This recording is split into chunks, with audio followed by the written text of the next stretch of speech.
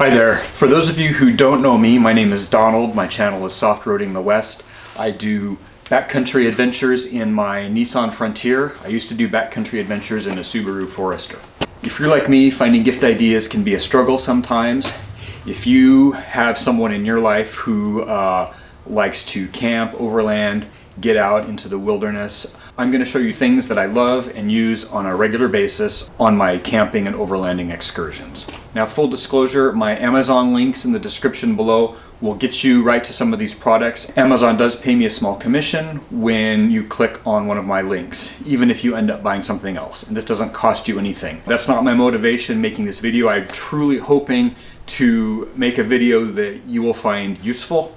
Also, some of the products I'm going to show you were given to me by those companies. These are things that I probably would have purchased myself anyway, and these are things that I do actually use and truly love.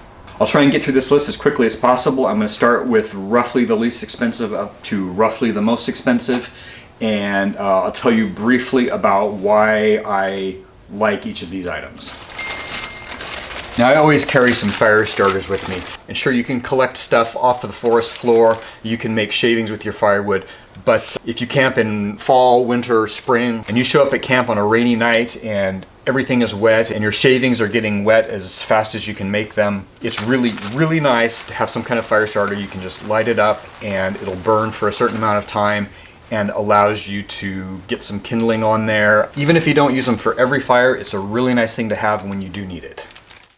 I really love having a basic pair of work gloves with me all the time. In fact, I've got probably 4 different pair floating around the truck in different places. And these are just relatively inexpensive work gloves that I get at the hardware store, maybe $5-6 a pair. What I like about these is that they do keep my hands warm when I have to do stuff outside, but these grippy rubber surfaces are also useful for protecting my hands and giving me grip, whether I'm moving around rocks or handling firewood. Basic pair of work gloves, super handy bit of camping gear that anyone would appreciate having in their vehicle.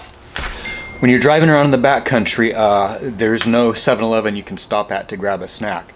So just having a care package of a bunch of different kinds of snacks would be a great gift. Whether it's nuts or chips, jerky, snack bars or granola bars, trail mix, just stuff to munch on when you're driving around. Basically foods in small packages that don't need to be refrigerated and can stay in the vehicle is really nice to have when suddenly you find yourself hungry. You got to keep moving, can't stop and make a meal. I don't think anyone would be disappointed to receive a box of snacks. In my opinion, this is one of the most important pieces of gear that anyone who's out camping or exploring the backcountry should have with them. A shovel is essential. If you have a loved one who is out camping, exploring, make sure they've got a shovel. I actually carry 2. I carry a full-size one up here and I keep a small one inside the canopy as well that can... You guys about done up there? Now you can find fancy, expensive overland shovels that are, you know, anywhere from $50 to $100, maybe even more, I suppose. I carry an $11 shovel here, and my little one inside the truck was $8. That way I'm never concerned about it getting stolen. It works just fine. I've used both of my shovels many, many times over the years. Absolutely essential piece of gear, and I think it's a great gift for the camper in your life. No camper would ever be disappointed to receive a new knife. Knives are handy in so many ways, whether you're using them for some food prep, campfire prep. There are many, many different sizes and shapes and styles of knives you can get, and that's something that you can easily spend a lot of money on if you want to. I got this knife some years ago off of Amazon for $15. What I really like about it is it's one solid piece of metal that goes all the way through the handle. It stood up to any abuse I've put it through. I don't think I've talked about this yet in any of my adventure videos, but a new bit of gear that I've added for camping this winter is this 12-volt electric blanket, and I absolutely love it. I run it off my power station. It actively heats me when I'm in bed. I don't have to worry about trying to keep this entire space warm. Love how comfortable and cozy I have been sleeping on cold nights with this blanket. This one was only about $25, I think. I will put a link to the one that I bought in the description below, but there's a lot of different versions out there. Some of them have timers and stuff like that. Even when it's off, it's a nice, cozy double layer of some sort of fleecy material. but when it gets especially cold, I can turn it on, and the active heat is fantastic. Also, part of my winter camping comfort is this Ocoopa rechargeable hand warmer. Now, Ocoopa did send this to me, but I absolutely love this thing. It's rechargeable, so you don't have to worry about replacing batteries, and unlike the chemical hand warmers that you sort of activate and they run for, you know, 6-7 hours, and then you throw them away, this produces no waste. I'm often out early in the morning shooting video when it's very cold and I need my fingers to work and I can't necessarily have gloves on when I'm operating my camera. This has been just a wonderful little piece of gear to have with me. What I've also found is that on a cold night, I can stick this thing down in the very bottom of my sleeping bag next to my feet. Really nice way to keep your toes warm during the night. These are very affordable, and everyone I know that's bought one has loved it. I'm going to lump all of these into one sort of entry, whether it's a headlamp or a flashlight. Chances are the camper in your life already has a flashlight or headlamp of some sort, but extra flashlights are always useful. These days you can get USB rechargeable flashlights, which is so much nicer than having something that runs off of batteries, because you can easily recharge it on the fly when you're out, either off your vehicle, off a power station if you have one. This is an inexpensive little USB flashlight that I bought last year. I've been using it all year long. Works fantastically. For the 15 bucks I spent on it, I am thrilled. My Claymore Capon light, and it just slides right onto the bill. Really nice item to have for people who wear hats like this. Now, sometimes I do camp in the summer, and when I do, I really rely on my Thermacell. This is a device that emits a scent that repels mosquitoes. I found that this works quite well under normal mosquito conditions. I believe at certain times in the mountains when the mosquitoes are absolutely swarming, the only defense is to simply not be there. But I've had a great experience using this. There are a number of different versions of this. This is the $20 version that uses little butane inserts. They also make one that screws onto the top of a camping gas canister, and I understand there are also now rechargeable ones, which is probably the best way to go. But one way or another, really nice thing to have to spend a bug-free evening. I use the Mr. Heater Buddy, which runs off of propane. There are other versions of heaters that you can find, from less expensive to many hundreds of dollars if you get into nice diesel heaters. I used to use this in my Gazelle tent. I now use it in my canopy. I only run it for a couple of minutes in the evening when I'm going to get ready for bed, a couple of minutes in the morning right before I get out of bed, just to warm up the space so I can change without getting chilled. This thing puts out a ton of heat.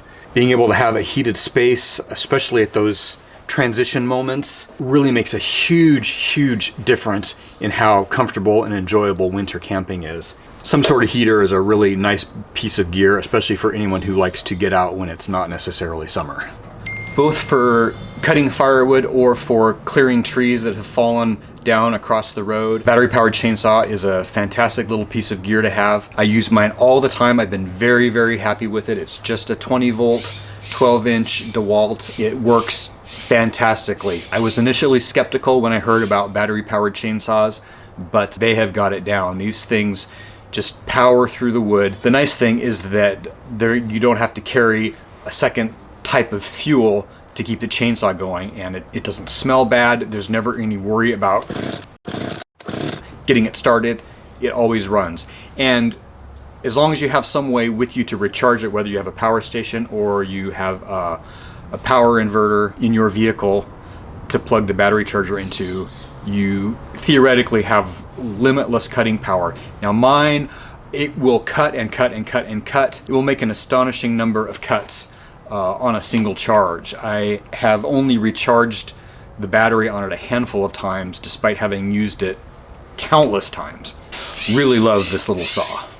Now I have Jackery power stations. I have 2 of them, and I actually make use of both of them on pretty much all of my trips. Although I have probably more intensive power needs than most people who are out camping because of all of the camera gear and stuff like that I run. Jackery did supply these to me, and Jackery is a sponsor of the channel. That said, this is definitely something that I would have purchased for myself. I rely extensively on these power stations. They keep my fridge running, they keep all of my devices charged up, cameras, drones, tablet, phone. I can charge my chainsaw off of this. I run my electric blanket off of this. I can recharge my flashlights whenever I need to. There's so many rechargeable devices in our lives now. Having a way to power devices or recharge devices without having to run your vehicle really makes a huge difference when you're out there. And the nice thing is that you can easily recharge these off your vehicle while you're driving during the day, and then you're reset with power for all your devices through the night. I have the 500 and the 1500. But I think a really, really nice unit for most people is the Jackery 300. It's got some nice features, plenty of power, it'll run a small fridge overnight, and it's still a reasonably affordable little unit. This fridge has been an absolute game changer. It was given to me by the company to review. That's been over a year ago now. I've been using it ever since. I absolutely love having a fridge. I would never go back to a cooler again. Not having to worry about getting ice before a trip, keeping it supplied with ice, having ice melt, having food floating around in melted ice. It's so nice to have a fridge. And fridges used to be this fairly expensive thing, but they are quite affordable now. You can easily find them in the $200 to $300 range. This one I think is around $275-ish or so. It has worked flawlessly for me on multiple trips, all kinds of crazy rough roads. It just keeps going and going. For the capacity that this has, it doesn't really take up any more room than the typical rotomolded style cooler that most people are using these days. I power it off my vehicle during the day when I'm driving, and I run it off of the Jackery power station at night. I spent a lot of years doing solo backcountry exploring without one of these, and that probably wasn't wise. I was lucky nothing terrible ever happened. If the camper overlander in your life likes to get out by themselves, some sort of satellite communication device is a really good idea. Now, this is definitely starting to push up into the higher budget, but you know, one single use of this can literally be a lifesaver. I have the Garmin InReach Mini. After doing research on this purchase, it's the one that made the most sense to me, but there are a couple of other companies making devices out there, and I believe that people are generally happy with them as well. All of the different satellite communication devices will require some kind of monthly subscription. Mine is only like $11 a month. Definitely worth it, and I can keep my loved ones back home informed of where I am at all times. And if something truly bad were to happen, I've got that SOS button that can unleash the search and rescue. All right, to finish off my list, and at the top of the price scale, is a GoPro Hero Black camera. There's obviously lots of different cameras, and many people just use their phones, and I don't use my GoPro for everything that I film, but the average person who wants to get out and record their adventures, this is an extremely versatile, easy to use camera that gets excellent results virtually all of the time. The black versions have the amazing stabilization. These are tough, they're waterproof. You can put them outside your vehicle, you can strap them to yourself, you can do all kinds of fun things with these. If the adventurer in your life doesn't have a GoPro, I guarantee you they'd be thrilled to have one.